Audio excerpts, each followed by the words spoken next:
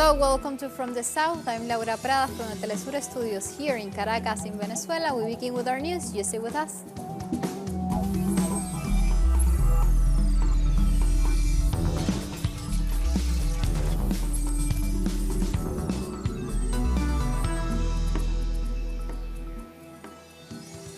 We begin in the Caribbean. In Dominica, Prime Minister Roosevelt Skerrit had addressed the nation and called on opposition leaders and supporters to stop trying to prevent Friday's elections from taking place. He said the opposition has fed false narrative to external forces and the Organization of American States.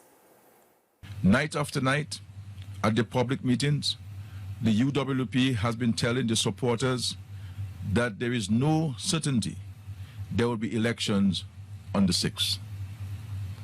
This attempt to stop the elections was very much part of the narrative the UWP has been feeding to external forces and to the Secretary General of the OAS to try to justify and obtain outside interference in Dominica's elections, particularly by the OAS.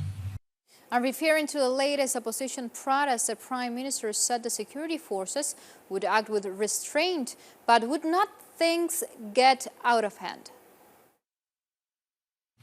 The government of Dominica has every confidence that local security forces are fully competent and committed to exercising the skill and restraint required in the face of these acts of provocation. They will maintain safety and law and order in our country. They will not let the situation get out of hand and a few people tarnish Dominica's good name. Fellow Dominicans, I want to remind everyone, for absolute clarity, that the laws under which these elections are taking place have governed national elections in Dominica, no matter which party was in government or opposition. In 41 years of independence, Dominica's elections have always been free and fair. Have always been free and fair. This time will be no different. And Prime Minister Skerrit said that opposition is desperate and it stands to lose the elections and that the UWP leadership is unfit to lead Dominica.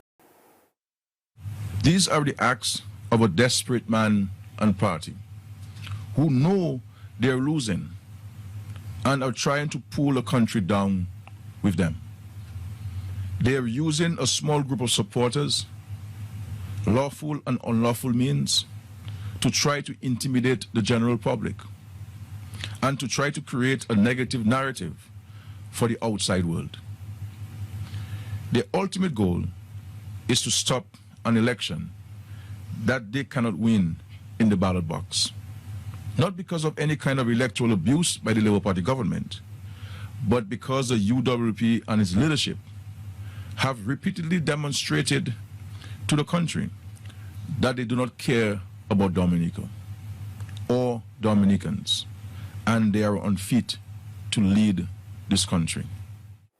Finally, the Prime Minister said free and fair elections would go ahead on Friday, the 6th of December, and he called on to the United Workers' Party leaders to tell their supporters to stop violence. I assure the public, Dominicans in the diaspora, and the international community, that despite the deliberate acts of a few people to give the impression of unrest and violence in Dominica, this country is safe. And free and fair elections will go ahead on December 6th as scheduled. I repeat my call to Lennox Linton, Edison James and the UWP to bring an end to this lawlessness. I am calling on them to tell their supporters to stop. I am calling on Linton and the UWP to put Dominica first. And from the Caribbean, we move on to other topics. We go to the world leaders that have met and gathered in Madrid, in Spain, to participate in the COP25 climate summit. Chile was initially scheduled to host the forum, but pulled out for the anti-government protests that are rocking still 1 month after the country, as hundreds of thousands took to the streets of major cities. This convention, the COP25, is organized by United Nations and is the most important multilateral event where nations try to agree on climate solutions. And speaking at the opening plenary session, the United Nations Secretary General warned that the drastic climate change could pass the point of no return if inadequate actions are not taken. By the end of the coming decade, we will be on one of two paths. One is the path of surrender, where we have sleepwalked past the point of no return, jeopardizing the health and safety of everyone on this planet. Do we really want to be remembered as the generation that buried its head in the sand, that fiddled while the planet burned? The other option is the path of hope, a path of resolve, of sustainable solutions, a path where more fossil fuels remain where they should be, in the ground, and where we are on the way to carbon neutrality by 2050. Meanwhile, Venezuela's Foreign Minister Jorge Arreaza has tweeted images of the letter that President Nicolás Maduro sent to the heads of state participating at the UN conference, the COP25. He highlighted that there can be no climate justice without social justice. Those were the words highlighted from Nicolás Maduro's letter sent to the leaders at the COP25. And in parallel to the COP25, a summit of the peoples have begun in Santiago de Chile with 5 days of activities that will address the climate crisis and the social situation in the country. The People's Summit is taking place at the University of Santiago under the slogan, "Save the Earth, Change the System." The international event brings together activists from social and environmental movements to discuss alternatives to overcome the environmental, economic, and social crisis in Latin America and the world. Participants will also present contributions to the constituent process in Chile. And now we move on to Venezuela. President Nicolás Maduro praised the support and solidarity received by the country from the Russian Federation. And he was speaking at the ceremony where he gave the Francisco de Miranda Order to the Russian ambassador in Venezuela, Vladimir Fedorovich Zaimsky.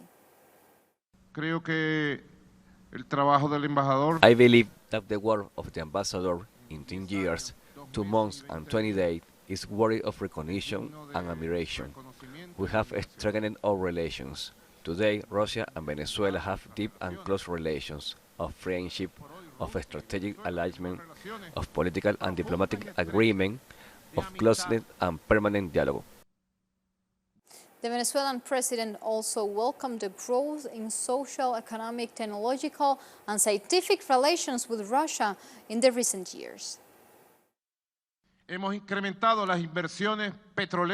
We have increased oil, gas, and petrochemical investment, and investment in Venezuela heavy industry in Guyana, and in industry in general, as well as in agriculture.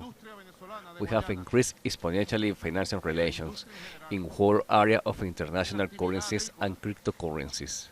We are increasing our cultural ties. So this is a deep historical relationship from people to people and from government to government. It is an exemplary relationship between the Russian Federation and the Bolivarian Republic of Venezuela. We go for a first break. Remember, follow us on Twitter at Telesur English and on my account at Laura P. Telesur. We'll be right back.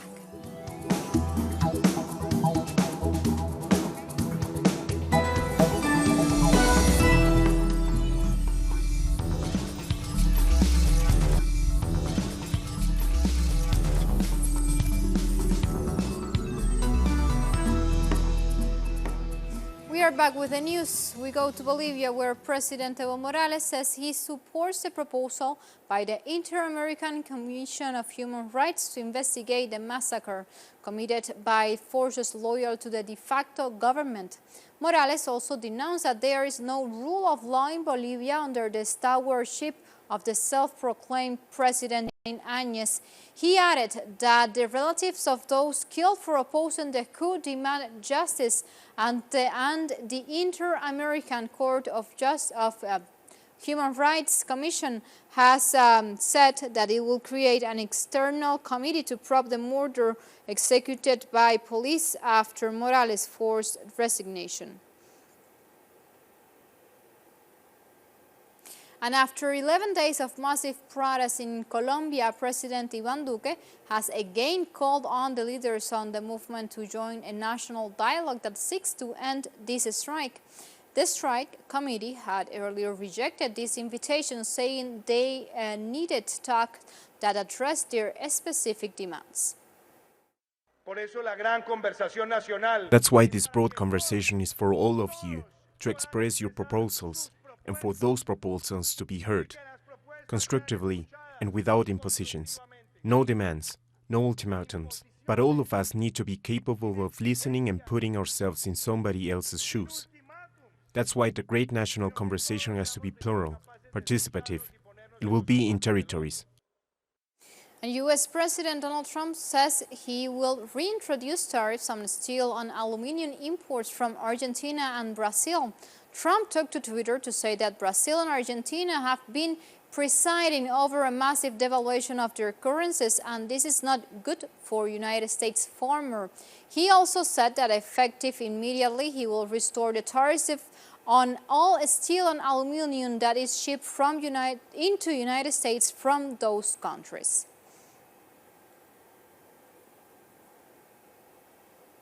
And Algerian citizens protested in front of a court where former government officials arrested for corruption were appearing. The protesters are demanding swift and tough sentences for the accused, including 2 former prime ministers, but the trial was delayed to the 4th of December as defense lawyers argued that trial conditions have not yet been met. The officials are being prosecuted for embezzlement of public funds, abuse of office, and violating legislative and regulatory provisions. These thieves stole the country. It was said that they will be judged immediately and publicly on television. It's a lie. We have seen none of that. There is nothing. It's a circus. They stole and looted the country, and the gang is still not gone. I will go for another short break. You stay tuned with us.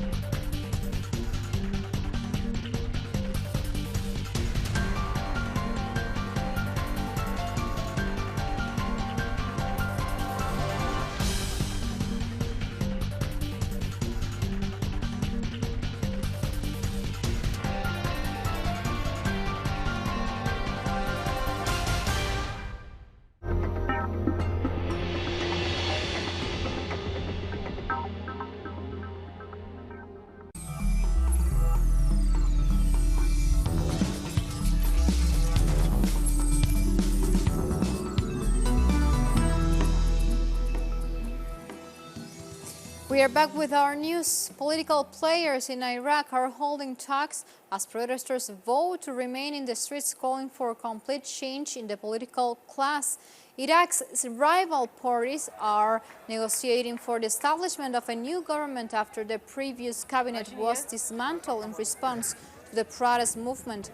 Former Prime Minister Abdul Mahdi formally resigned on Sunday after an intervention by top Shi'i cleric Grand Ayatollah Ali Sistani. Since the protests began, more than 400 people have been killed by security forces. This entire political entity, all the politicians, the corrupt, all political and religious parties must be rooted out. so that there will be a future for young people. The future is for the youth. They robbed us of our good years, and now they want to take away the youth's year as well. That's not acceptable. And Russia has begun supplying natural gas to China through a 3,000-kilometer pipeline that links the countries for the first time. The Power of Siberia pipeline is part of a $55 billion deal between Russian gas group Gazprom and China's gas company CNPC. The pipeline is also one of 3 major projects aimed at cementing Moscow's role as the world's top gas exporter. Russian President Vladimir Putin and his Chinese counterpart Xi Jinping hailed the project as a symbol of cooperation.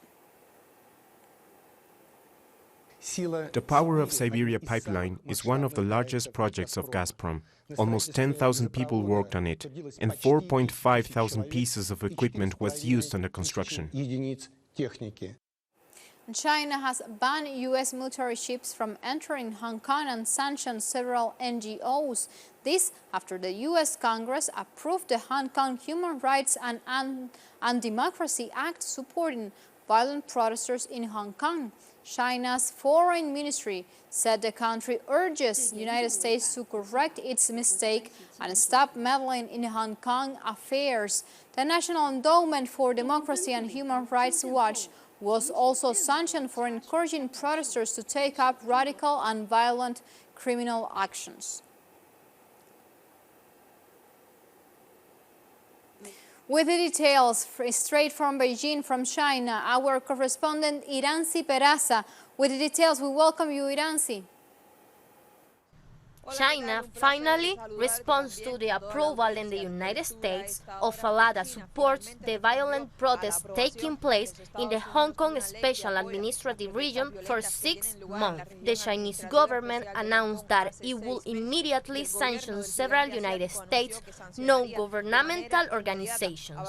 Hua Chunying, the chief spokesperson of Chinese Ministry of Foreign Affairs, mentioned that among the organizations sanctioned are the National Endowment for Democracy, known by its acronym NED, also the International Republic Institute, Human Rights Watch, and Freedom House are non-governmental organizations in the United States, which, according to the spokesperson of the Chinese Foreign Ministry, have been partly responsible for generating the chaos and turmoil that Hong Kong has been experiencing for almost 6 months. The Beijing official also said there is evidence that these negotiations have been promoting anti-China sentiments in Hong Kong and also urging citizens there to commit illegal and separatist acts of violence.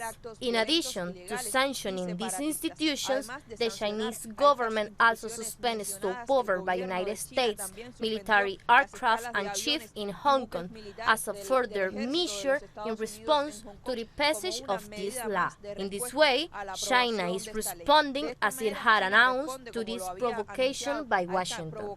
The U.S. president signed off last week on his so-called Hong Kong Human Rights and Democracy Law, which demands an annual review of the state of autonomy of the territory and freedoms to impose restrictions if the results are unfavorable. China and Hong Kong, as we said, strongly reject the adoption of this law and describe it as a serious act of interference in their internal affairs and also a violation of international laws. Thank you, Iramsi. And 2 children were killed by unidentified gunmen in the United States while they played in the snow in Minneapolis. Neighbors had to be evacuated for safety as the police tried to make contact with the suspects. The incident occurred while concerns grow over shootings in the United States. Earlier in the same day, 10 people were injured during a shooting in New Orleans. This is a horrific scene. This is a horrific call. It's tough to put this into words. You have 2 children that are out playing in the snow and they're killed. And on the heels of the latest gun-related tragedies, gun control activists rallied outside the U.S. Supreme Court. The issue was addressed for the first time in nearly 10 years. The discussion comes at a time when more than 40,000 people are killed by guns every year in the United States. Activists hope that Supreme Justices might take the opportunity to clarify how courts can decide whether gun restrictions are legal or not. I am here to support, demand action from the Supreme Court for common sense laws for this nation to protect my grandchildren, my children, my youth, my American youth, and everybody else. This has gone too far. Weapons of mass destruction do not belong in our homes. And friends and families of the London Bridge attack gathered in Cambridge to hold a vigil. The families were joined by students from Cambridge University, from which both the victims were former students. Jack Merritt, age 25, and Saskia Jones, age 23 years, were killed on Friday when a man went on a knife rampage before being shot dead by police. It had a certain feeling of unity. It had a feeling that we want a better world, a world in which there isn't violence, that there isn't this vile propaganda. We want a world in which Jack's dad feels as though we want a world which is peaceful. Like this, we come to the end of News Brief, but remember, you can find this and much more other information on our website, telesurenglish.net, where you can read opinion articles, watch special interviews, follow up the latest information happening in Latin America and the Caribbean, like all the information that is taking place, developing in the Caribbean, like the upcoming elections in Dominica, and all that is happening in the rest of the Latin American region, the coup d'etat in Bolivia, the protests in Chile, in Colombia, and much more information that takes place in Latin America and the Caribbean, and of course Africa and the rest of the world. So you visit our website. If you like this, of course, continue with us, with Telesur, always together, connecting our global thoughts. Until next time, thank you for watching.